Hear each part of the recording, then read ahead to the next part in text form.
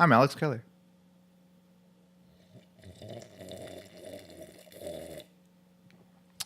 And I'm Mike Harding. This is the Filmtastic Voyage.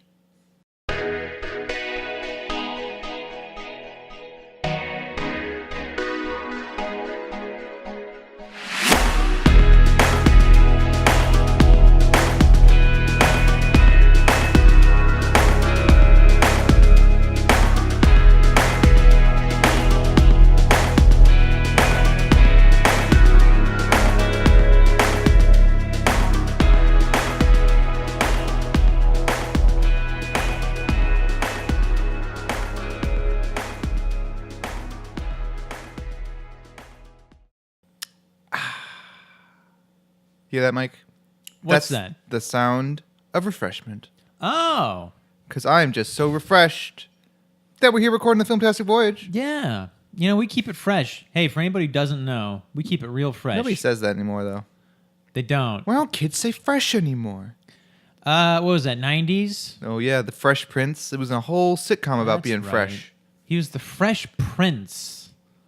Of What a Bel bold Air. statement. Mike, have you ever been to Bel Air? I've driven through it and cried. I have not. And therefore, am not sad because ignorance, my friend, is bliss. You're moving with your auntie and uncle in Bel Air. What a curse. Would you tell me, Alex, if your auntie and uncle lived in Bel Air, just pick whatever aunt and uncle you have. I don't know if you have more than one. Often. Would you live with them? Right now? Sure. Well, no, maybe when you're like a little bit younger. I mean, like, your if- formative years. If I was sent away, I don't think I have a choice. If I moved out here, if they had room to spare, fuck yeah, I'd live with them at least for a bit. Yeah. You know, I don't want to cramp their style or nothing like a certain Will Smith was doing to his, extended family. Just taking their food, being sassy to their other already sassy butler and all that stuff. But, So you get along with your aunts and uncles. oh, yeah. I imagine you probably wouldn't tell us if you didn't, right? No, neither would I because we're on the air. I see my aunts and uncles once every couple of years for a reunion. We have a grand old time. Oh. Very fun. Have you told them? Have you seen them since the grand opening of the Filmtastic Voyage? Well, Mike, has the Filmtastic Voyage been on for over 2 years? Yes, it has. Therefore, it stands to reason that they should have. And its predecessor, Cinema Shack. I don't know. Either way, I think my uncle said he listens. I don't believe him. And then, Listen, our beloved fan He mentioned that he's been listening to us since Cinema Shack. oh wow, Isn't that cool? Yep. Cinema Shack was our old podcast where we basically did the same thing we do now. Well, we had like a central question though. Like, yeah, and then what movies would be better with Muppets? Yeah, the problem with that format is we always came up with the exact same answers. Oh yeah, You and I, it's Batman and Star Wars. Yeah, essentially. At least here, well, we used to have a format. and Filmtastic Voyage has been through some format I'm changes. at IMDb changed it up on us, and now we just have to kind of just do something. We used to talk. I remember I used to try to have like a little radio show narrative going on about these aliens called the Bogardians. Oh, yeah. That would totally not play with a video cast, by the way. Can't do that with a video cast. No. Who do we think we are? Yeah. Mystery Science Theater or something? Yeah. Can't We're all the be poor man's Mystery Science Theater. We're like the free man's Mystery Science Theater. Yeah. We're the Swedish. We're the Turkish version. Yeah, basically. Mm-hmm. Of Mystery Science Theater. You thought that was cheap. Wait till they get a load of us. So Alex, have you heard about this? Have you seen this? Have you heard about this? Probably not. Apparently, DCWB has pulled the trigger on a James Gunn project. Oh, yeah. Yeah. I saw the news. I did see about this. I did hear about this. Which is hilarious because wasn't it someone at WB that walked out of... well, they didn't walk out of Guardians, but they saw Guardians and then walked out and said, God damn, we got to make Suicide Squad. Basically, from the way that, And it's both rumored and obvious. And wouldn't you have it? Now James Gunn is, I guess, attached to a potential as a writer, Suicide Squad he is movie. confirmedly writing it. He has said he might direct it. That's kind of like that one actor that was Superman in Superman Returns, and then now he's on Heroes of Tomorrow or whatever the fuck. That's still a DC property, though. Well, what I mean is, like, you're going from, like, Slamma-Jamma down to, like, something else there. Mike, you want to know something stupid I keep seeing? Huh. People keep saying, like, every time I see, like, some good director or writer is attached to some movie, people on the internet are always like, they should just give the DCEU to that guy. It's like, do you people not understand what creative types and directors do and how you should never give the control of a creative universe to someone who is a creative person? You give it to a producer or a businessman or someone that can, like, you know... You give it to someone like Kevin Feige. Someone that can see the big picture and doesn't get Yes. involved, doesn't really give a shit about, like, you know, the artistic minutia. Like, DC's big problem was giving it to Zack Snyder. Right. I mean, like, there's nothing against Zack Snyder as a director or whatever, but, like, he's a director. Don't give the keys to your franchise to one guy with one vision. It's going to ruin everything. Well, and everything's going to feel the same. Well, and I think part of the reason why MCU works is because the movies are different enough to not feel stale after a while. There's a bit of that, but it's also like you need one guy who's like, we're going to keep things a little grounded, and if you want to get wacky crazy, you can, but you have to come to me first, as opposed to, you know, someone being like, I want to do my own ideas, and everyone's got to, you know, or else, you know, whatever. Right, yeah. It was a bad idea from the start. And also the same thing with, like, when DC Warner Bros. Tried to get Christopher Nolan to be their showrunner, their lead back in the day, and he turned it down because he's, you know, too smart for that. Well, he was executive producer on Man of Steel. Yeah, I feel like they were like, oh man, you know, CN, you're hot shit. You want to, like, be CN, be the overseer of all this stuff, and he's like, I'll do it for one movie. So I was talking to Christopher. We all call him CN in the office. Chrissy N. I love how every John F. Kennedy story always starts with, so I was talking to John. We all call him Jack, though. I was talking to Jack. Yeah. And I'm like, what? Why is his name John, then? What the fuck? Yeah. Hey, everybody, why don't you just call me Mel instead of Mike? Fuck it. I always found nicknames like that weird, like, you know, Richard and Dick or Robert and Bob and all that. Well, Richard and Dick is like an actual thing, though. No, I'm saying those are... John and Jack is an actual thing. I've heard that really? before. Yeah. Well, you know how there's Jack Torrance and he's like, here's Johnny and the Shinning? Oh, yeah. That's right. It's a common enough, like, you know, wibbly wobbly thing. Yeah. All right. But... and then also a little speck of Guardians of the Galaxy news. I read this today. Maybe from a reputable source, but they're talking about how Guardians of the Galaxy Volume 3 is going to happen. Mm-hmm. Disney has... it was an interview with James Gunn's brother, and he was talking about how Disney called him recently and said, yeah, we're going to make this movie still. I'm sure it's happening. Well, because the last thing we heard about it was like, oh, this was shelved indefinitely. And well, that doesn't mean it's not happening. It was just shelved indefinitely to get everything figured out. It's like, you know, they had the release date and they had to push it. Now it's been pushed to 2021. And the project name is apparently called Hot Christmas. That's just, you know, everything's got their fun, silly, you know, Red Harvest-esque. I would love if names. it was Guardians of the Galaxy Hot Christmas. I forget. It won't be, but that would be fun. There's got to be a fun list of stuff on the internet where you can find the in production names. I think the Last Jedi's production name was Space Bear. Yeah. Yeah. So. So I mean, Hot Christmas is probably just a nonsense name. Of course, but like I'd love to believe that it's a hint to the release date, and that would be Christmas of what, 2021 or whatever. I wonder why they, like, in the past they did that to hide the fact they were working on big movies. Like Return of the Jedi was famously called Red Harvest, horror beyond imagination, to try to trick people into thinking there was some kind of low budget horror movie, so they give them cheap rates. And then because if they were told them we're making a Star Wars, they'd be like, well, you know, it's going to cost you 4 times as much. I want $1 million. Yeah, you know, oh, you wanted to rent this, you know, this catering, $4 million. And the rights to your action figures. Yeah. You know, Alex, I know we're I'll serve you food if I can be an action figure. we're kind of bebopping and skipping all over the place, but Star Wars. I was in a conversation the other day. I think we've talked about this. Here it goes. I think we've talked about this, but I want to bring it back up because it's just such a fascinating subject to me, and I feel like people haven't really analyzed it the right way. I was sitting at a table with, It's a bad start, but keep going. coworkers eating lunch, talking about stuff. And I was like, man, I really like the new Star Wars. And this other guy's like, oh, I like the prequels and I don't like the new ones. Mm-hmm. And his reasoning was because the new ones are just like so shamelessly commercial and blah, blah, blah. And they're just there to make money, which I don't disagree with.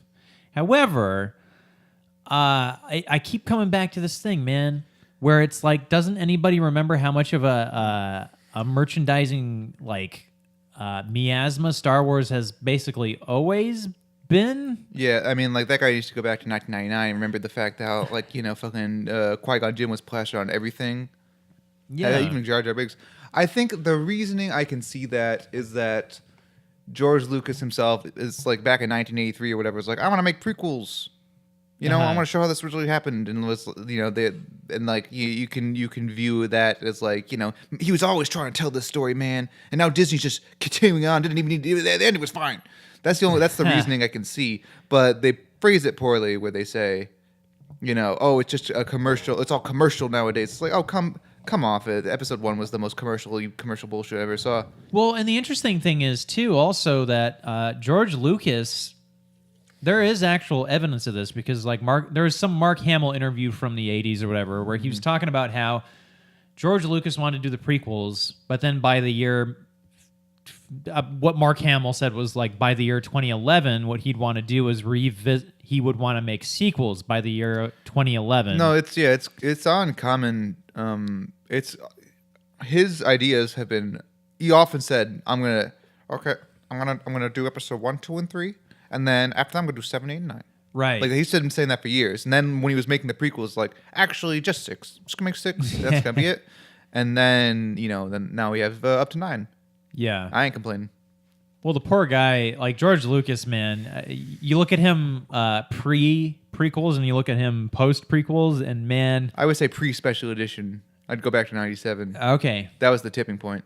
But I'm just talking about the contrast between before and after, and it's like after, you could just tell that the dude was like fucking heartbroken. Yeah. And then he did Indiana Jones, and a lot of people complained about that, and he's just like, well, fuck it. Yeah, exactly. The interesting thing is, like, once the instant he sold it to Disney, everyone's like, George Lucas, man, that guy was just he was like, just, no one really got his vision, Yeah. It's like... Follow the Horde. Everybody follow the Horde. It's just basically whoever's in charge of Star Wars will never be doing Star Wars right. Never, ever, not ever. Until 20 years down the line when someone else does it, quote unquote, wrong, and then people will be like, well, you know what? Episode 7, 8, and 9, those were the good stuff. Yeah. Episode 15, 16, and 17, man, what the fuck? Yeah, exactly. Right? Mm-hmm. You know what's interesting? Video games don't seem to operate that way at all. You're wrong. Really? Oh, yeah. So give me some examples. Halo. Every new Halo, everyone's like, man, the last Halo was... Really? So, yeah. So, pretty much... People bash on Halo like that? I didn't know that. After Halo 3, the Halo community became disintegrated because, basically a lot of the casual audience was gobbled up by other games, and so all you had is other people. Well, and then also that's when Bungie... Bungie did 3, right? They did 3. Everyone loves 3. And then Everyone loves Halo 2 and Halo 3. Pretty much everyone. No one disagrees about that. I mean, they get some people, but that's very rare. Bungie then made Halo Reach, which at the time everyone's like, "What the fuck is this? This is bullshit." I got the weapons feel all different. I got all these jetpacks and stuff. That's not Halo. Rabble. Yeah, exactly. And so then 343 Industries took over the mantle. Pun intended, I guess, for Halo fans out there. I don't get it. It's a thing. It's a Halo thing. Okay. It's a Halo thing, Mike. Yeah. And then they made Halo 4, which is my personal favorite so far, campaign-wise at least. Multiplayer was okay. And then everyone was like, "Oh man, Halo 4 multiplayer sucks." Halo Reach, that was the real pinnacle. That was the real good stuff. And then Halo 5 came out, and people are like, actually, Halo 5 it's pretty good multiplayer, and no one likes Halo 4 still. But it's like that kind of stuff. You get that all the time. I'm sure with every Call of Duty, people will go to this one or that one, say that's when the series was at its peak, man. It happens. You know what I read today? Have you seen this? Have you heard about this? on Facebook. Is that the name of today's episode? Yeah. Have you seen this? Have you heard about this? So YouTube, right? The YouTube? And I guess maybe social media in general. Okay, let me back up. So a friend of mine posted this post because he has a YouTube channel that has his own animation on it. Hey, like us, except we're live action. Right. Yeah, and he's been posting shorts for a long time, and he feels like that the online indie animation community is very conservative. Like politically or fiscally or what? I like socially, I guess. What does socially conservative mean? Like, you know, you're not for like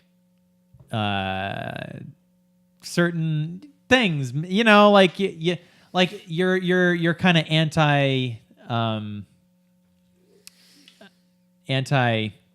certain things. Anyways, I don't know what that means. Are you saying racist? Yeah, you know, homophobic, racist, sexist, that sort of stuff, right? It's not really conservative. It's more just sort of being shitty. Well, yes. Hey, we can argue vernacular for days, my friend. But anyways, I guess because the material of his animation is very like, I guess, you know, it features a lot of those things that a lot of people are shitty about. I mean, right? Wholesome, good-natured shit, perhaps. I don't know what you're talking about. You being too vague.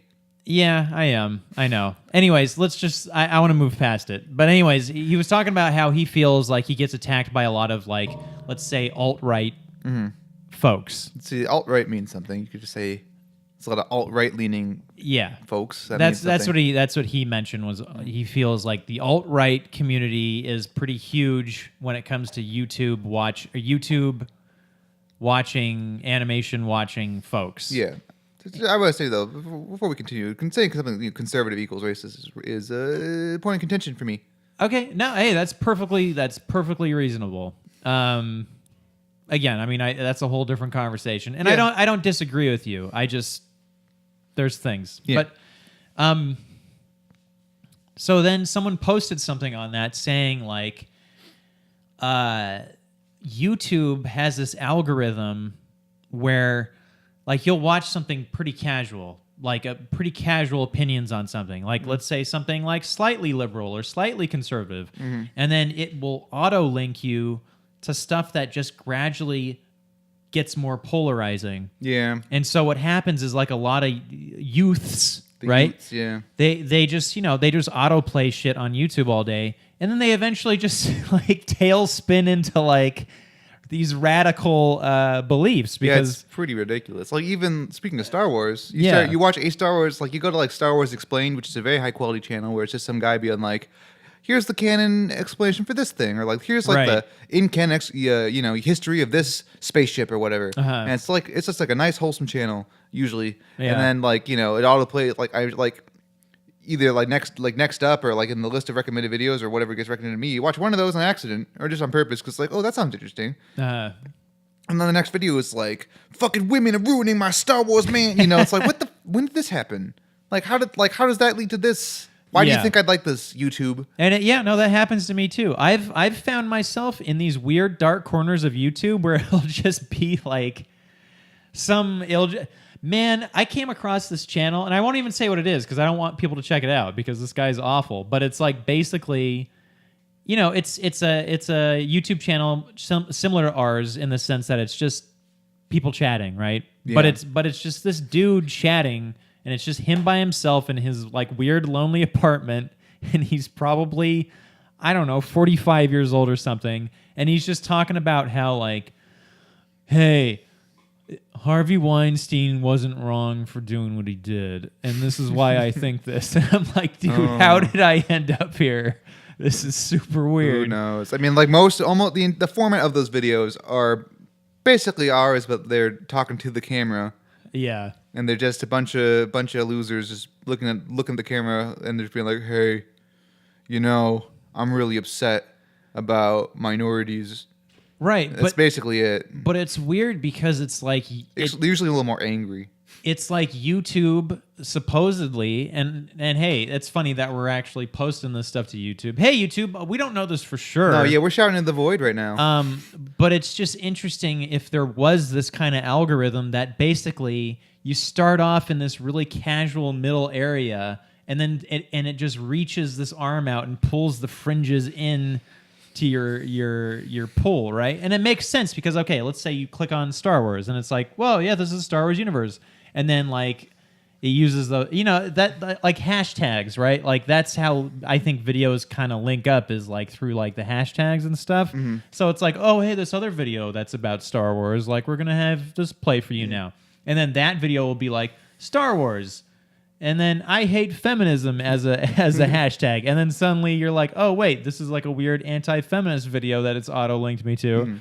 Anyways, unhealthy. I mean, like that's not just you. That's like the internet in general, though. You even as a kid, if you're a kid, like the internet takes you just off on a weird tangent sometimes. Like as a kid, I would like go to like James Bond fan sites, and those sites just spin off into like the weirdest shit sometimes. Porn. Yeah. I just remember it being like 1996. You type in CartoonNetwork.com, and it was like a self-contained website. And then that was it. Yeah, go to Nickelodeon.com, play those sweet games. Yeah, dude. It's my internet. You take a whole minute at least to load up those games. Flash-based games. Oh, yeah. On the internet. Newgrounds. Addictinggames.com or whatever it was called. I forget. So, between Newgrounds and E-Bombs, what... I didn't like either of them. You didn't like They're both scummy. I was too wholesome. I was Homestar Runner. It was just me and HomestarRunner.com all day, every day. I liked Homestar Runner up until the point where it all became Strong Bad Email. I felt like they put all their eggs in the Strong Bad Email basket, and I'm like, man, what the fuck? Well, I mean, like I think they stopped shortly after that. I remember, like, I stopped watching the same week they stopped making content. Coincidentally, like I watched Homestar Runner, and then like the week I was like, you know what? Maybe I'll stop watching this. I got my fill, and I went back a few months later. So like, what have I missed? Nothing. I missed nothing. Like the same day, I stopped watching. It was like, was I secretly running this website the whole time? Yeah. Oh, man. Well, they moved because it was the Brothers Chaps or something. Yeah, no, right? they were. Last I heard, they were like working on Gravity Falls or something. Well, like Gravity Falls, and I'm pretty sure one of them worked on Yo Gabba Gabba. Like they've been around doing They're stuff. Successful Hollywood so-and-sos now. And it's crazy because I feel like if they wanted to, they probably would have sold Homestar Runner to some big entity and made it like a bigger thing. But yeah, they probably could have. They probably still can. As far as I know, they chose not. I'm sure they've gotten. I think they've gotten several offers. Yeah. I mean, like, why doesn't DreamWorks pick up that movie? Oh, a Homestar movie? Yeah, I'd watch it. Where some cool ass kid goes on the internet and then gets sucked into Homestar Runner, and then we see this cool kid hanging out with Homestar Runner. Yeah, maybe not. The problem with Homestar Runner as a movie, though, it's A, it doesn't work in long format, and B, the thing that's you can also say the same thing about a TV series. Even 15 minutes is too long for a Homestar Runner short. Homestar Runner for 5 minutes, hilarious. Homestar Runner for an hour and a half, no thanks. Yeah, even like I said, even like a 11-minute spot's still pushing it, I think. Yeah. Well, maybe one day, but probably not. I'm fine with what we got. Do you remember Homestar Runner? I do. Homsar. Oh yeah, Homestar Runner. Yep. Yeah. Sorry, everybody. If you don't know what this is, then I don't know what to say. It's still around. Mike, god damn it. This is like the AMC tells you to shut the fuck up during movies. We got to get that video tell you to turn off your fucking phone before the podcast. I didn't hear anything. Did you guys? I didn't.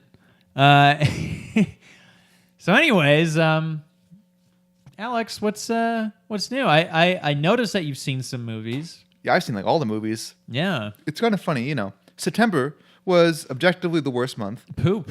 It was poop. And then the second October starts. I'm just swamped in movies. I'm swimming in movies. Yeah. I can't escape all the movies I've been seeing. So so let's get into it. Oh. I've seen a couple things. You've seen a couple things? Well, let's think. So, we always saw Venom. Venom. Yeah, we talked about Venom. I forgot to actually mention my favorite part of Venom the last time when we talked about it last week, 2 weeks ago, whenever it was. Which part was it? The part in that movie, and people have seen it by now, where Riz Ahmed's like, we're going to launch the rocket in like 5 minutes, guys. 5 fucking minutes. Oh, and then like there's that shot, and you can see the scientist behind him's like, you remember that? Yes. Yeah. He looks like, he's like, Yeah, I remember that. I laughed. Well, because the audience cracked up at that, right? I don't know if they were laughing at that or just like other things, but that made me laugh a lot. I also loved how Riot, like, he formed these giant blades and sliced across the entire control room. Not one drop of blood. Not one drop of blood no on one anyone. was even hurt, though. Everyone kind of ducked out of the way. He just kind of killed a bunch of computers. Right, yeah. So that was fun. Anyways, I saw an actually good movie. What's that? I saw A Star Is Born. Oh. Mike, this movie stars the cutest dog I ever saw. Are we talking about Bradley Cooper? Bradley Cooper's fucking dog. That guy's got everything. He's got looks. He's got talent. He can direct. He can write. He can And he's sing. got this down. He can play guitar. I think. And he's got the fucking cutest, a good acting dog too. He's a dog actor. What the heck? That's not fair. So, good movie? Oh, great movie. Yeah. Are we talking like Oscar contender? I think so. I sort of don't know if I need to see it. Do I I would need to see it? I would heartily recommend it. Yeah. Okay. I thought during the movie I thought it was a little long, but at the same time I wouldn't cut anything out of it. Like it was like by the end I was also really hungry, which didn't help. I saw it right after work, and by the end I was kind of starving. But I was like, man, it's kind of really long movie, but I wouldn't change anything. So that's usually a good sign. Yeah. And then a couple days after, I couldn't stop thinking about it, and I thought about it more, and my kind of thought went from really liking it to like loving it, I think. So I think it's a great movie. I give it 4 stars. All right. Fantastic film. Very impressed with everyone's performances. Lady Gaga is a great singer, obviously. Right. She's like the only pop star of that era, like the 2010-ish era, who I always respected. I never like when she first got real big. I can't say that I was a fan. Well, I wasn't a fan. Well, I don't know. I'm sure there's other pop stars, but she was the one. Like, because I used to work at a warehouse, and they would just play whatever's on the radio. And of all the songs of all the artists, when hers came on, I was like, I don't really like this song, but I like this singer. Yeah, there was always definitely something about her that was mysterious. She has a mystique about her. Well, I just thought she was a really good singer. I mean, that was back in the day when everyone was like using computers to cheat. Well, also, yeah, and I mean, here's the thing: is like you can be a really great singer, but also not be interesting. You know that too. Yeah. But I mean, I think she's always been interesting, and she's always been a great singer. I think when she first came out, like her actual music didn't really grab me that much, but like, you liked her meat dress or whatever. Well, no, what I mean is her music has had like an upward trajectory of like her own nuance and her own like character to it, as opposed to like, Poker Face is like, this. I don't know what she's done since then, but I can only assume it's been good. Yeah. I heard she was really good in American Horror Story. Also, she was great in Sin City 2. Oh, I didn't know. I'm just kidding. She has a scene. Oh. She plays like a waitress or a diner person, and like it's like I think it was like her audition essentially. Oh. Her like movie acting audition. Oh, okay. They're like, hey, if you can put up with this movie, then it's like, hey, here's your big shot. You pass, you could be an American Horror Story. Yeah. And if you pass that, it's Oscar time.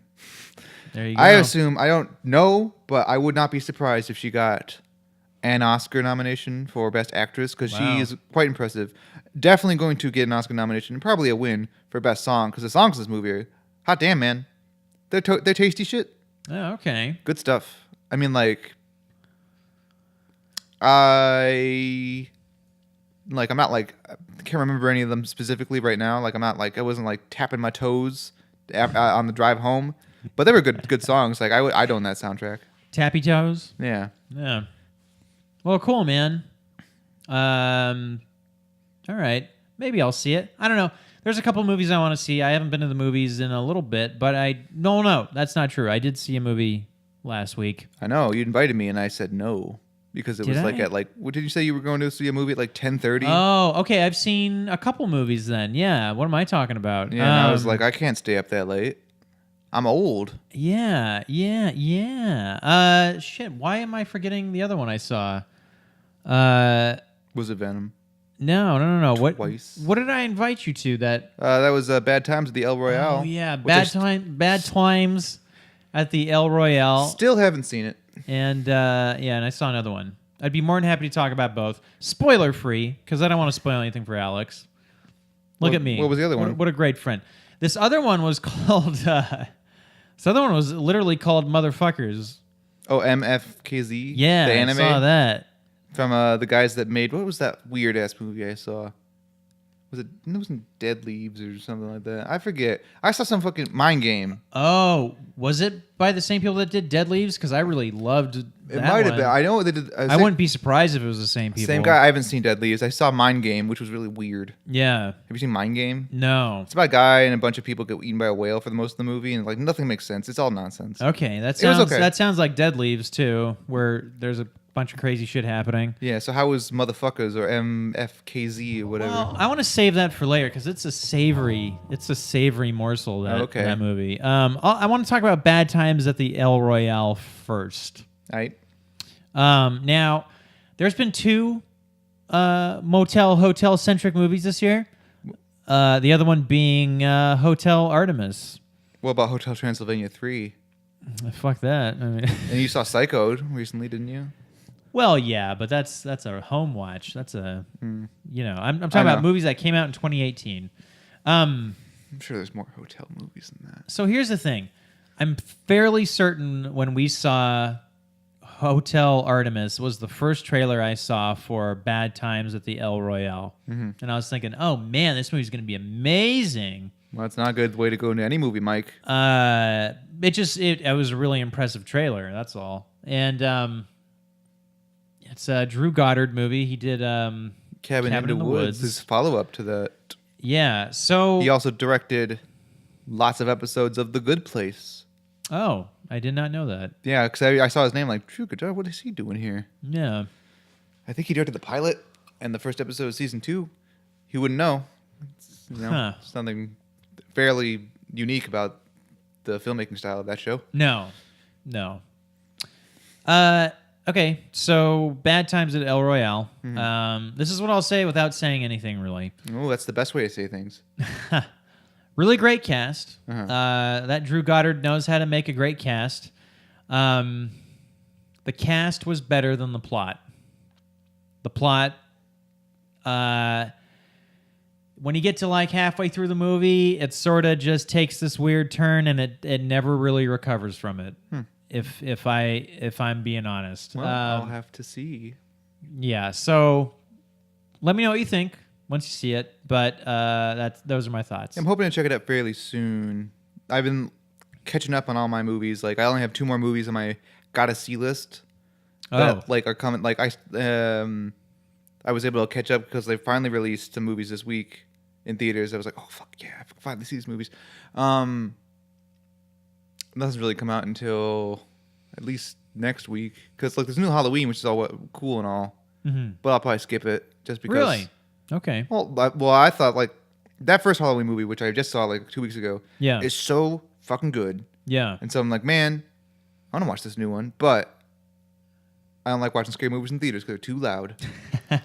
That's really the only thing about scary movies in the theaters is they crank up the volume, and that just annoys me. You know, I have to like watch it like because like it's not scary. It's just like Startling. I'm easily startled by noise, like especially when I'm working on stuff like at work. Just working and someone's like, "Hey Alex," I'm like, "Wah!" I'm the worst. So like, I didn't startle you there. no, well, because it's different. You know, it's Yeah. surprise noise. I just like seeing it in theaters because it's like, because it's like you get to watch people in front of you go, ah. Yeah, I was watching actually something that was fun today. I was watching a clip from the 1978 release. Like someone had recorded the sound Oh. for the movie. Uh-huh. Like, how have you ever seen those before? Like someone did for Star Wars too, where like they record the audience reacting to stuff, and people are just going apeshit over like the simplest things. I Oh, also yeah. kind of found it annoying. Like you haven't seen Halloween, have you, or have you? No. Well, this No, is I like haven't. Michael Myers like gets up in the background. The audience is like ah! Ah! It's like oh shut up, come on, shut up guys, calm down. Well, the bar has moved. Well, I've never been to like a real, fun time horror movie, so I don't know what the audiences are like these days. But yeah. it's also kind of funny because Halloween is not very scary. I mean, there's a couple of good Well, scares, I guess. But and that's the thing. I mean, you know, back when like our parents were going to see movies when they were our age or whatever, it was sort of like, you know, spooky, right?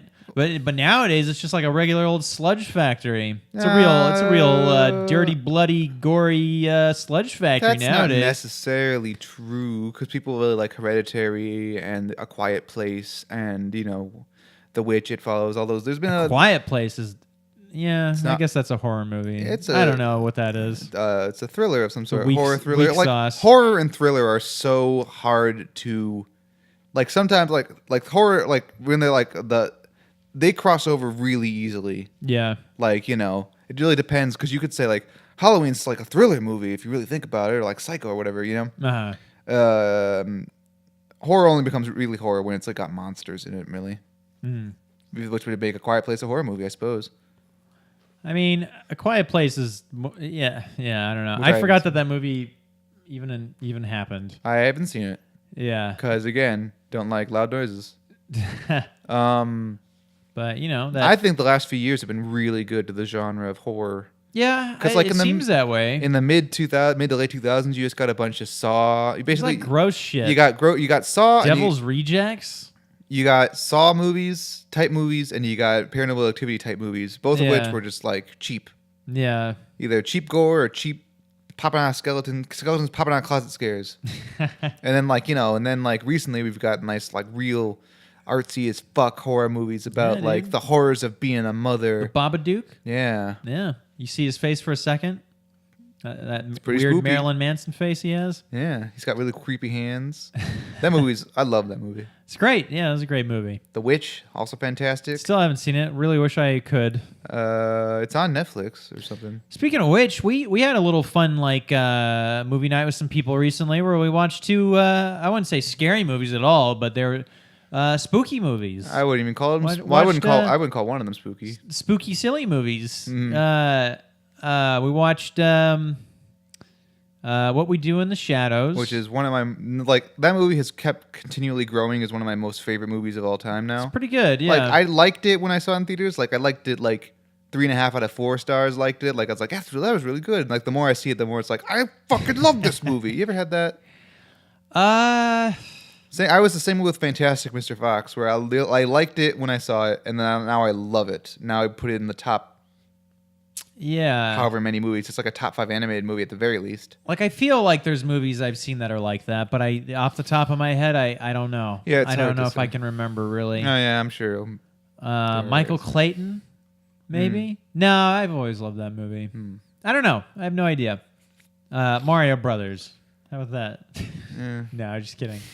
And then we watched Cabin in the Woods, I had to go. which you've home. seen, I've seen it. but Don't really care for it that much, honestly. And then I also had to go home because I was like super tired. Yeah. Well, you know what's interesting is okay. So that's the other Drew Goddard movie that I guess he's made. Yeah. Slash that I've seen. Yeah.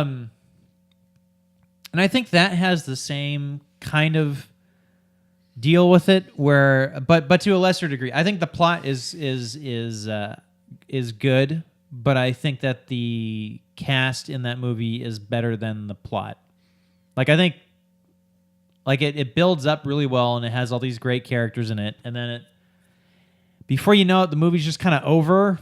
And then you're just like, well, okay, and that's when that. they get into the base, into the lair and the underground thing, the movie just kind of falls flat for me. I'm just kind of like, this is just kind of nonsense now. Well, it just sort of ends. Well, yeah, it's kind of like Yeah. this is just like a bunch of gratuitous, silly stuff, and I'm Right. not really into this. And then it kind of ends, and it's like, oh, great. Right. But I really enjoy it. I thought it was. A lot of people I thought it do, was and good. it's not. It's like that's a personal thing. I liked the Shaggy, archetypal Shaggy character in there. He was fun. with his like cup bong thing. Right. Yeah. He was a fun guy. So yeah, you had mentioned that like the team behind What We Do in the Shadows is going to be doing some spin-off show and maybe a sequel. There's a spin-off show that's already came out. I had like 6 episodes that came out in New Zealand only, as far as I'm aware. And I hear it's pretty good. You know, it's nothing. It's like fun, but nothing Yeah. like great. And they're also making a What We Do in the Shadows TV series for FX.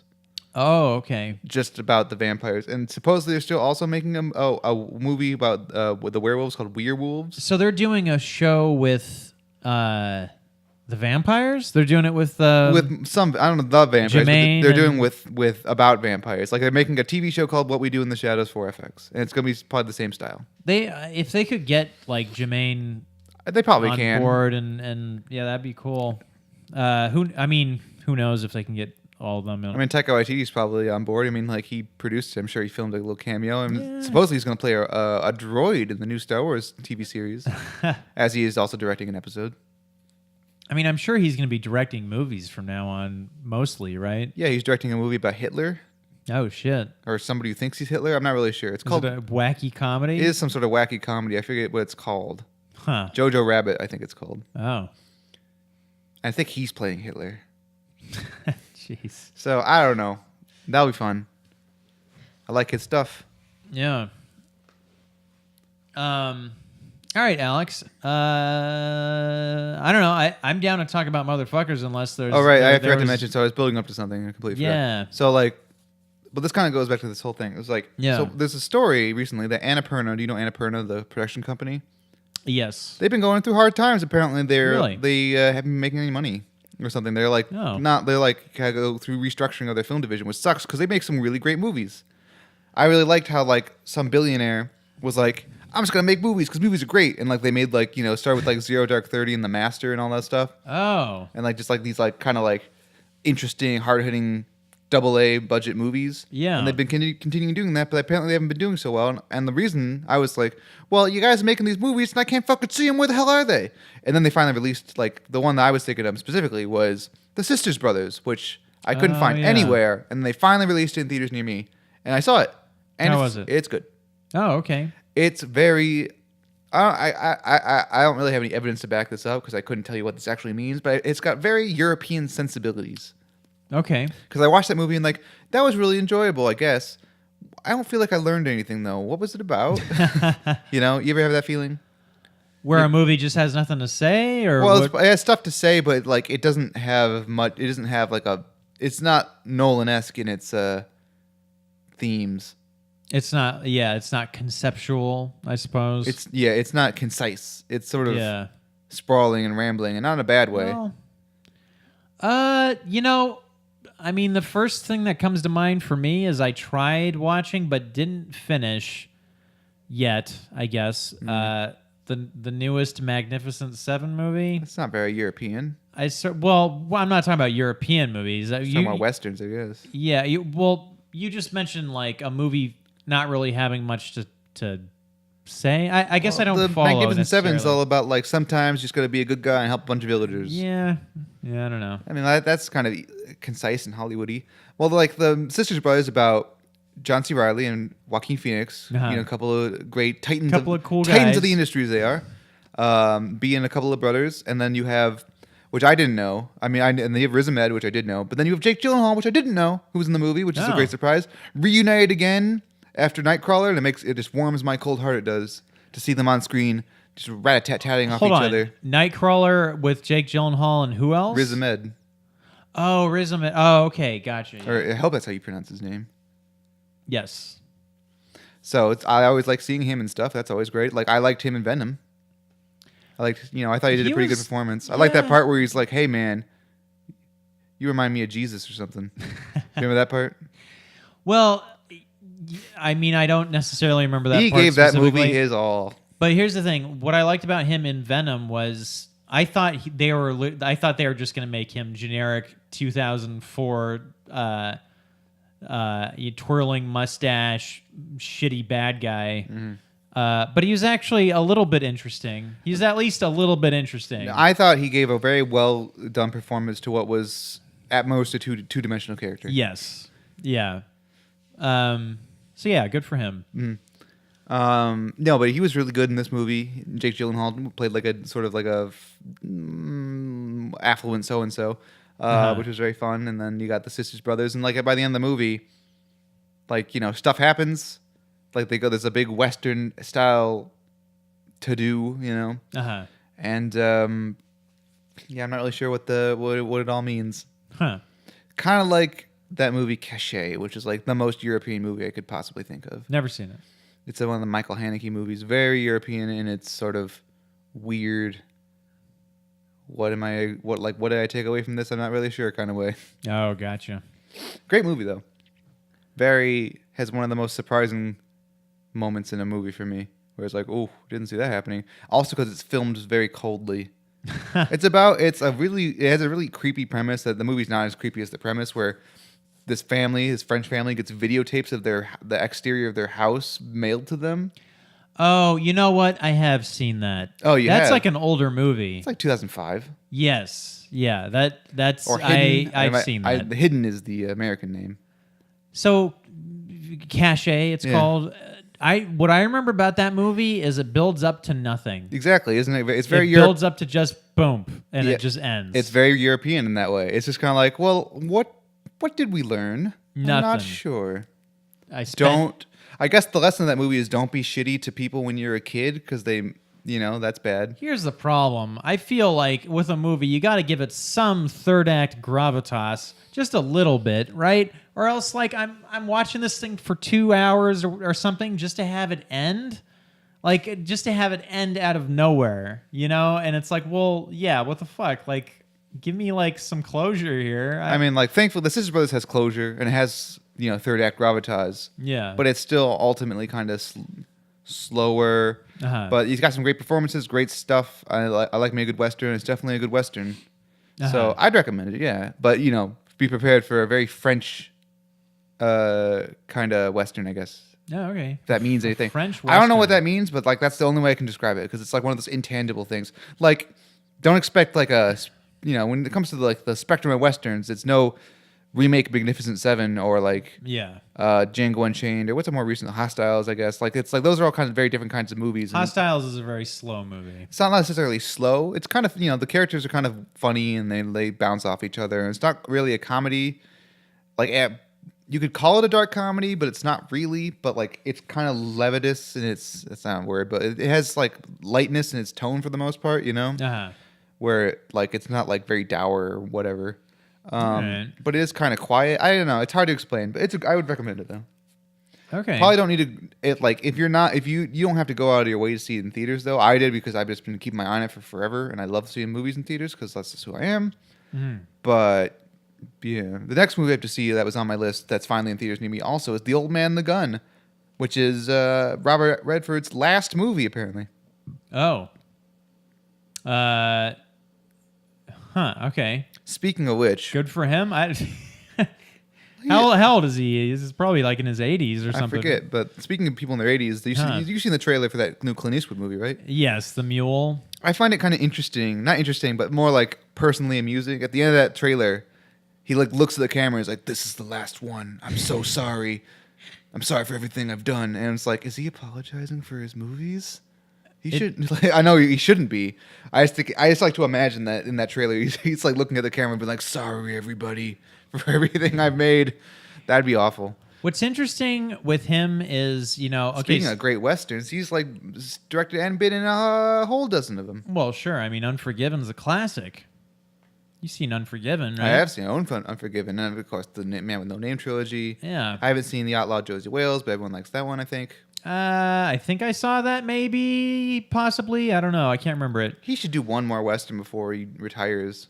I don't know. Just be in. Like, doesn't he? It can be just like a Schwarzenegger-esque cameo where like he shows up in a bar in like a Tarantino movie or whatever, and he's just like, "Hey, I'm a cowboy," and he just walks out. Well, what's interesting about Clint Eastwood is I associate him with westerns, but I also associate him with like Dirty Harry, or there's equal footing, I think, for me with him with those roles. I associate him with being a grump.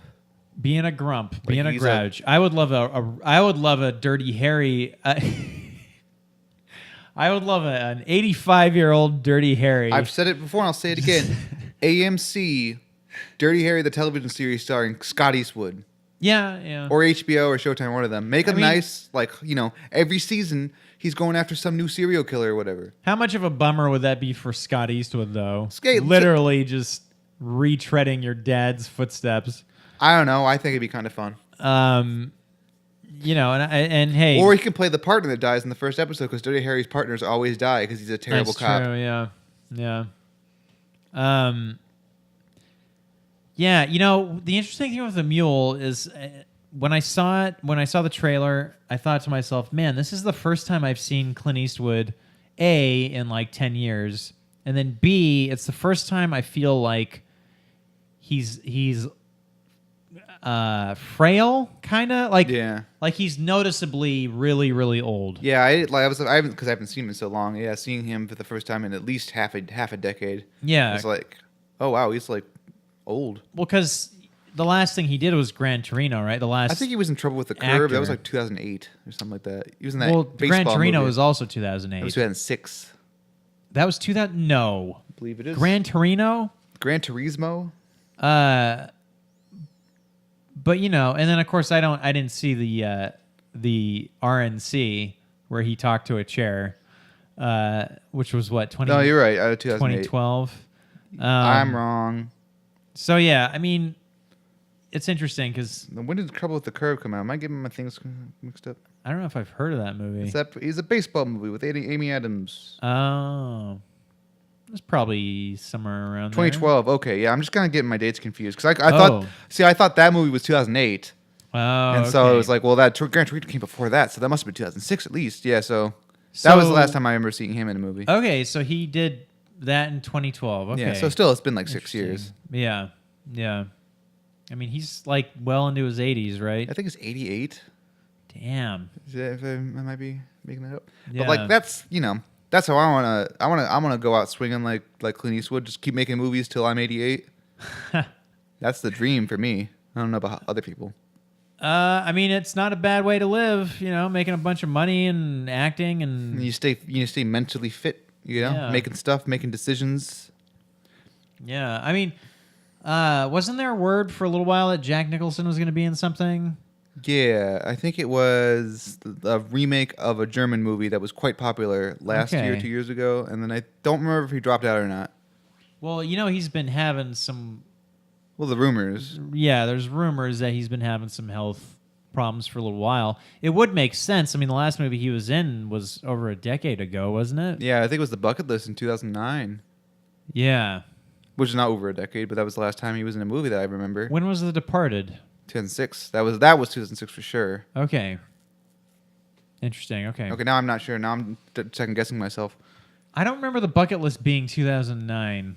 That seems way late for that movie. All right, now I'm gonna look all these up. Man, I feel like I used to be a lot better with dates. I think there's it's all good. too many movies now that I know that I've tried to remember things about, and now they're all meshed on top of each other. See, I feel like The Bucket List was 2007. Maybe. Well, yeah, so The Departed was definitely 2006, so I was correct on that. Okay. So good to know that I'm at least mostly right. 2007, you're right. Yeah, see, I don't Okay. know what the fuck I'm talking about anymore. Hey, man, it's all good. But either way, it's been 11 years since he's done a movie. I guess what this means is I only remember the dates of movies I've seen because I'm 1 for 4, but I've only seen one of those 4 movies. So You haven't seen Bucket List? I haven't seen any Bucket List, Gran Torino. I haven't seen any of them. Really? You never saw Gran It's on Torino? It's on my to watch list. I just haven't gotten a chance to watch it. You know, Gran Torino was a mostly good movie with pockets of really bad acting. I've heard that. Yeah, there was one scene I'd say in that movie that was just really fucking bad. You know what was definitely I think it was the 2008 movie. It was Letters from Iwo Jima. That movie's great. I haven't seen that. That's the other half of the Flags of Our Father movie duology that Clint Eastwood made at the same time, where one half is okay. Iwo Jima from the American perspective, except it was mostly just the post Iwo Jima flag guys and their like sort of sad journey after that, and the other one is more of a straight war movie starring Ken Watanabe doing Japanese stuff and losing the Battle of Iwo Jima and stuff. Actually, haven't seen either of those movies. Great movies. Yeah? Well, Letters from Iwo Jima is a great movie. But Flags of Our Father. Flags of Our Father is fine. It's not bad. It's just kind of fine. All right. In the way that like Clint Eastwood's kind of base level it's fine. Like he really gets below that, and then occasionally like hit these like big spikes of awesome. Right. Yeah. But like he's like just fine, and then occasionally. I mean, Like, I it remember had the good stuff. for a little while he was sort of on fire. Like there's Mystic River and Million Dollar Baby and He did Mystic River. yeah, Oh wow. yeah, man. And that movie is just a huge bummer to watch. Haven't seen that or Million Dollar Baby.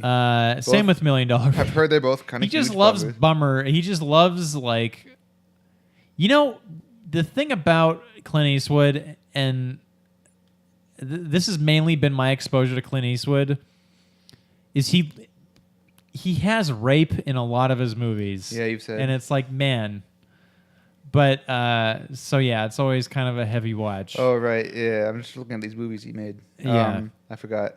They're not in any kind of different order, are they? He's also missing a couple.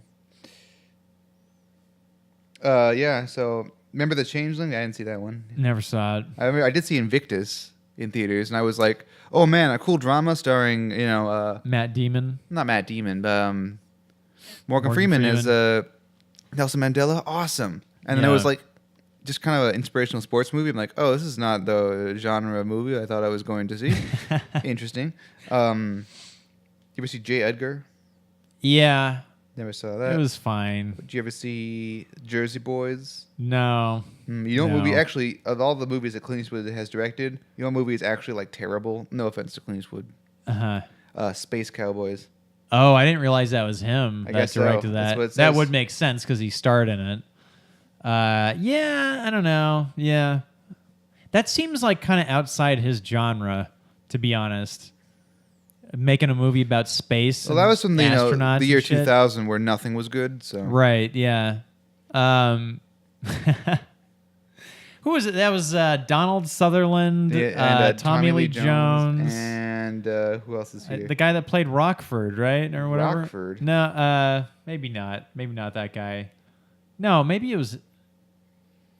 I think it was him. Anyways, what else have I seen? Oh, American Sniper, which was like there's always that one movie that comes out in January, like after I'm just burnt out by seeing movies, like 2 movies a week for like 8 weeks in a row. And like American Sniper was that one. It was like, I can't.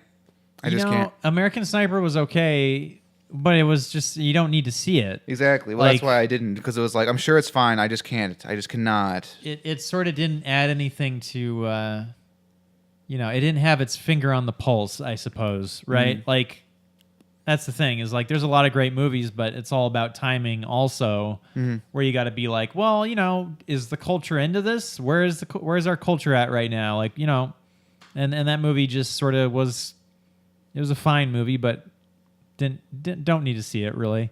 Yeah. Yeah. I saw a trailer. This is sort of a tangent for Barry Jenkins' follow-up to Moonlight. If Beale Street Could Talk, which I've heard great things about coming from like Toronto and I think wherever else it was at. And I saw the trailer for it, and I was actually a little disappointed because I'm like, oh, this is a movie. Man, every year we get at least one movie that's gonna definitely be nominated or win Best Picture. It's just about people being sad. Oh, right. And it's like, oh man, like I'll see it, and I'm sure I'll be, I'm gonna eat my words, and I'm sure it's, it'll be fantastic, but. I just hate movies about people just being sad all the time. Yeah. It's like Precious, Atonement, those kind of movies, just hard melodrama. What did we have like that last year? Did we have stuff like that? Last year was kind of light, I think. Like Moonlight would have been it that year, but I think Moonlight gets a pass from me because it's about one person being sad, not a whole bunch of people being sad. It's the collective sadness. Well, that was 2 years. That was 2 Oscars ago. Yeah, I'm Moonlight just trying to and think La of La so like Land and all last that. year. Man, Moonlight's really good. Last year was 3 Billboards and Phantom Thread and I don't think there was like a hard melodrama last year. I guess if you want, like Darkest Hour was sort of Darkest Hour. I guess that would count, but like that was not nearly melodramatic enough. Right. But usually every year there's usually one melodrama that I either tend to skip or ain't looking forward to, and unfortunately this year seems to be that. But I'm sure it's amazing, and I will see it. That's for sure. But I was like, oh man, and mostly I just kind of wanted to talk about melodrama. Yeah. As a genre and just how it always makes me feel like shit. Yeah. But, you know, I mean- you got to eat your movie vegetables now and then. Well, it's interesting because I mean, Oscar season is almost upon us. It's coming in fast, right? I think it's already here. Like I said, I think you're going to be seeing noms from some of these movies that have been coming out. Speaking of which, I also saw Damien Chazelle's follow-up to La La Land. I saw First Man. Oh, I didn't realize that was that director. All right. Yeah, his exciting, completely different movie from those last two. Yeah. Only has some jazz in it. Is it really about jazz again? No, it's not. It's got Okay. a song. Is Is it Neil Armstrong going like, listen, man, when we land on the moon, you got to just pump that jazz. No, not really, but he does put on like a jazz record while they're flying through space or something. A lot of jazz Yeah. record. Like it's not like jazz. It's like it's kind of like choral, old-timey music. It's I don't know the genre specifically. So really, I mean, these three movies are somewhat of a jazz trio. They're somewhat of a linked musically, if you will. I guess Yeah. not really though. But like it's definitely a different type of movie. Possibly a jazz quartet after his next movie. Mostly it's just about Ryan Gosling being kind of spacey, no pun intended, as this kind of, he's like, he's Neil Armstrong, who is probably Yeah. this very serious, shy guy and not interested in. I would be interested in seeing that movie, actually. Oh, it's fantastic. You definitely should. I think Neil Armstrong's a bit of a mystery to me. I would heartily recommend it. Anyone who hasn't seen it, and if you have seen it, see it again in like Dolby or IMAX or something, because the sound design of this movie is so fucking amazing. I have not walked out of that movie and been like, Jesus Christ, that sound design was great. Yeah, did it melt your face? It did. It was so good. It knew when to use silence, knew when not to use silence. It had such good, like, chunky bits for when things Yeah. like you'd be in like, a lot of the movie is when they're in space is filmed from within there are very few exterior shots Right. of people being in space. It's all from inside the cockpit, so it's all just noise and inference, like figuring out what's going on just by, the sound design and the camera work. It's really, really impressive. Wow. And they got great performances and a great cast. I mean, he's, if there's anything what's his name? Ryan Gosling. No, the Damien director. Chazelle. Damien Chazelle. If there's anything he's good at doing, it's getting great performances out of people, right? Yep. So, And great music too, like a really good score. It has a really effective use of the theremin, which you would be surprised. oh, all right. But like it uses it, really, really well, and it's gorgeous photography, especially like the space stuff, as I said. Now, does it get to the part where they meet the Transformers on the moon there? No, I was in the Stinger, but you can leave. And I liked in that movie that Buzz Aldrin in the movie is kind of a dick. It's pretty fun. Well, okay. What's interesting to me? Not like an asshole. He's just like like no one's saying it. I'm gonna say it. That kind of like I speak my mind. I don't care. It's like that's fun. Right. I can see why you're like Buzz Aldrin's like the outspoken guy that he is.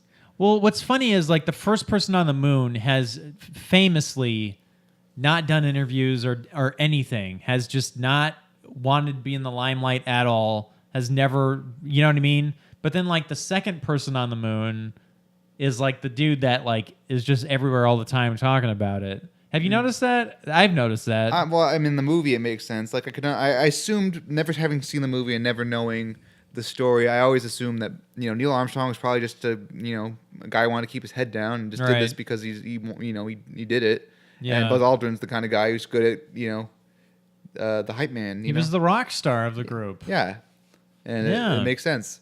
And like it's kind of, and I assume a lot of the stuff in the movie is fairly accurate, at least in terms of like what they said at press conferences and stuff. Uh-huh.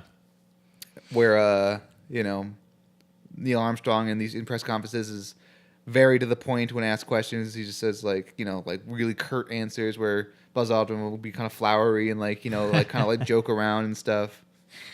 Interesting.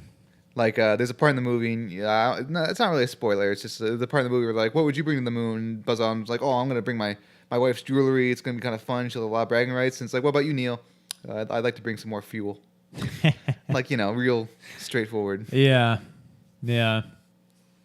So I thought it was great. I thought it was a really great movie. I'll probably, if I can, I probably would want to see it this weekend.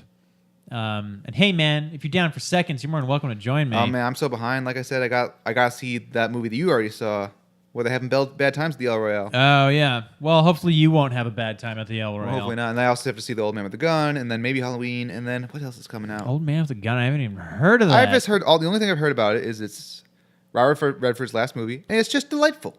That's all I've heard about it. Oh. So it's got like a 90% Rotten Tomatoes. Oh wow. Speaking of which, the new Halloween movie is the first Halloween movie to have a good rating since the original, which is something. Well, and here's the thing. Like, I'm really gunning for this new Halloween movie just because it has, what's his name attached to it? Danny McBride. And he seems like a nice fella, that Danny McBride. So, I want to do him well. You know? Do you think that John Carpenter, when they asked, like, you interested in, like, doing any more remakes or reboots on your old movies? Like, well, if they pay me, sure. Do you? I mean, like, are you asking if he was approached to do this? New No, he movie? just said in an interview. They said like, because he's eating the music, he's involved. Yeah, he did the music. And but they not asked the like, what about any directing. other movies you'd be interested in rebooting them? He's like, yeah, just got to pay me. I don't care. No, okay. He just seems like such a straightforward guy, and also it's like, so what you been? Do you want to make more movies? Like, I'd rather just play video games. I mean, he's got his money. He's fine. Well, he probably doesn't have early retirement. I don't think he's got the money he deserves, though. I feel like he hasn't gotten like for like someone who's made as many good movies as he has. You think he'd have? He's probably more getting money. some sort of residuals off of something. I mean, Yeah. whether it be the I'm music sure. or the movies. I'm sure he's comfortable, but I mean, he's not like Spielberg rich or nothing. No. But between like 1978 and 1990, he was making like Spielberg caliber movies, just hit after hit after hit, in his own weird kind of way. I mean, they were more they're definitely more genre kind of. Well, I'm just saying, like in terms of like, their like cult classic stuff. Their yeah. status, I would say Spielberg, like maybe not like Spielbergian is like as like precise. But like people love They Live and The Thing and Halloween and Starman and all that stuff, Right? And yeah. Bad Times at the El Royale, Big Trouble in Little China and all that. You know, it would actually be it could make a really cool remake, honestly. Mm-hmm. And hey, man, you might think I'm crazy for saying this. Escape from New York. No, absolutely. Yeah, That movie deserved. Like people, I remember they were talking about making a Gerard Butler remake. No, a few years ago. No. And people were like, being like, "What the fuck?" And I'm like, having now seen both of the Escape from movies, being like, that series is ripe for a remake in a high budget, but like also Not well thought out. Yes, Mad Max Fury Road-esque remake type movie. Do a where different take on it. Make it a little bit more serious. Well, a little less tongue in cheek and shit. No, maybe not more serious. Make it like more extreme. I say like because like it was a very cheap movie, but like really like blow up that world, if you will. Like make Sure, it like yeah. how like like Mad Max compared to Mad Max Fury Road in that kind of way. Well, yeah. All I'm saying where is everything's is wacky crazy. they don't need Gerard Butler because he's a little bit too big for those britches. No, well, who would I you think. cast as Snake Plissken nowadays? Someone unlikely, someone that's not necessarily known for that kind of movie. It's true because like Kurt Russell was Kurt like Russell's a not- handsome so and so until he Yeah. became, like he still is obviously, but Scott Eastwood. I was gonna say not Scott Eastwood. I was literally thinking that. No, someone unexpected, like a handsome leading man, like a Chris Wait, Pratt so type. why Maybe not Scott Eastwood? I don't know. It just seems you need that kind of gruff charisma. I haven't. Well, Scott Eastwood could pull it off. I just haven't seen him do Okay. something to convince me. Like Yeah. I think like if you really want like a handsome leading man, like maybe like a Chris Hemsworth type. Chris Hemsworth, or I mean, even Chris Evans. Dan Stevens. The world's prettiest man. World's prettiest man, Dan Stevens could totally do it, man. That guy, like, he's like super handsome, but he's got just enough like menace, like naturally looking. He's got like Listen, these steely eyes. You can put an eye patch on him and he'll still look good. Yeah, and like grow out his hair, give him eye patch, and oh man, All I'm saying is I don't want another sequence where it's someone shooting hoops from half court. that was I Escape don't- from L.A. and nobody likes that movie. Yeah, I don't want that. But you know what? Instead of doing a remake, why not do a continuation? It's sort of like Fury Road, right? Where instead of like, so instead of a remake, it's sort of like, oh, now it's like Escape from Chicago. But at the end of Escape from L.A., everyone's power is out or whatever. Well, he turns off the grid or whatever. You can go past that. You can. I mean, obviously, there's stories beyond that. Nah, I'd rather do a. I mean, you could do a Halloween, like this most recent Halloween, where it's like the first movie happened, yeah, but then now this is the real sequel. Oh yeah. Excuse Bless me. you.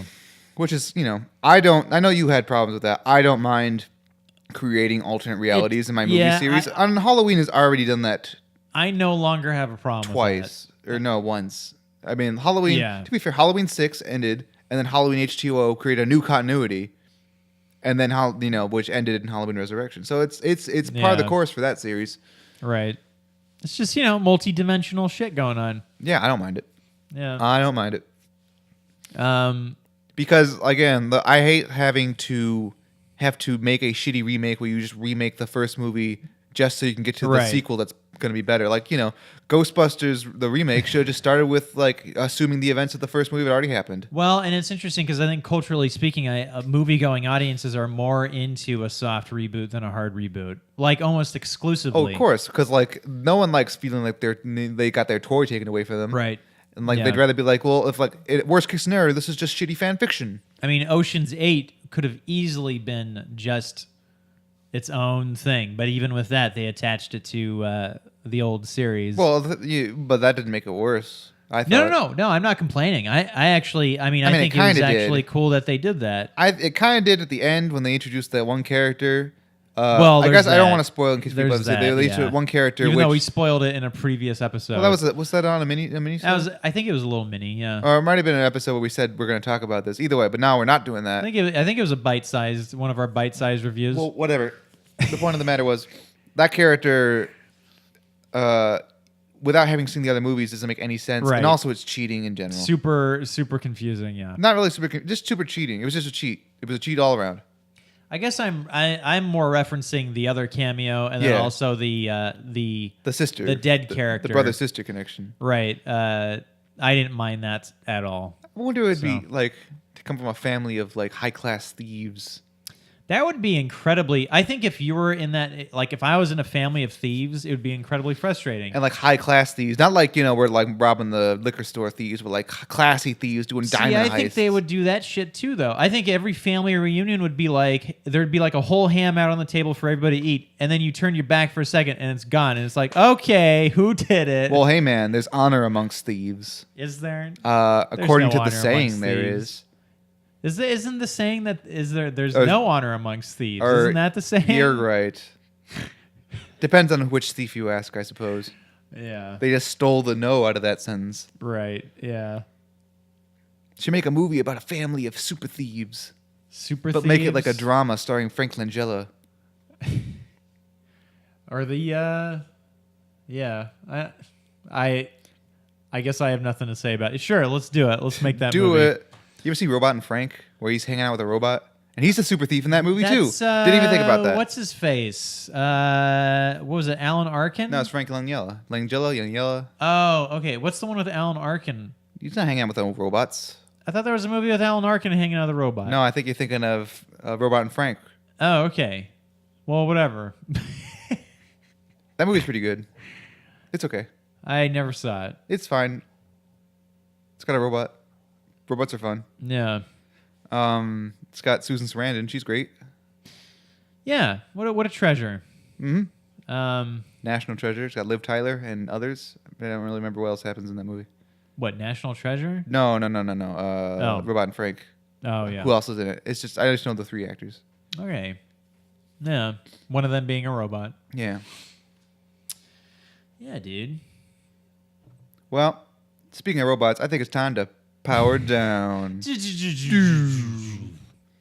Well, if you want to, power up your computer and search us on the internet, you can find us at filmtasticvoyage.com, Filmtastic Voyage on Facebook, filmtasticvoyage@gmail.com is our email. We're on youtube.com/filmtasticvoyage or whatever.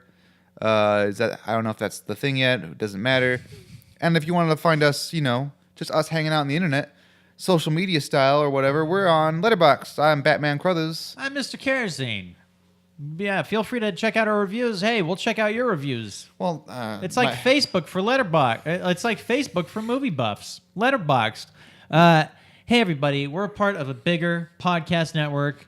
We're talking about the Let Me Listen podcast network. There's a bunch of podcasts on this network, movie related and otherwise, so you can get plenty of opinions on films, flicks, We're on SoundCloud. If you search for Let Me Listen Podcast on SoundCloud. Also on iTunes.